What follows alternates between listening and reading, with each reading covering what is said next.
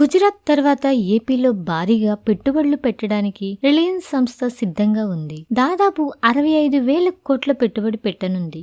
వచ్చే 5 ఏళ్లలో ఆంధ్రప్రదేశ్లో 500 కంప్రెస్డ్ బయోగ్యాస్ ప్లాంట్స్లో రిలయన్స్ ఇన్వెస్ట్ చేయనుంది. రిలయన్స్ క్లీన్ ఎనర్జీ ప్రోగ్రాంలో భాగంగా ఈ నిర్ణయం తీసుకున్నట్లు కంపెనీ ప్రతినిధులు తెలిపారు. ఒక్కో బయోగ్యాస్ ప్లాంట్ ఖర్చు 130 కోట్లు అవుతుందని అంచనా. రాష్ట్రంలో గల బంజరు భూముల్లో ఈ బయోగ్యాస్ ప్లాంట్లని డెవలప్ చేయనున్నారు. ఈ పెట్టుబడుల వల్ల దాదాపు 2,50,000 మందికి ప్రత్యక్ష మరియు పరోక్ష ఉపాధి లభించనుందని ఏపీ ప్రభుత్వం ఆశిస్తుంది. ముంబైలో ఓ మీటింగ్లో AP IT minister Nara Lokesh మరియు రిలయన్స్ క్లీన్ ఎనర్జీ వ్యవహారాలు చూసుకునే అనంత్ అంబానీ మధ్య ఈ డీల్ కుదిరింది. నిన్న అమరావతిలో ఆంధ్రప్రదేశ్ ముఖ్యమంత్రి శ్రీ నారా చంద్రబాబు నాయుడు సమక్షంలో రిలయన్స్ సంస్థ ప్రతినిధులు ఎంఓయూ మీద సంతకం చేశారు.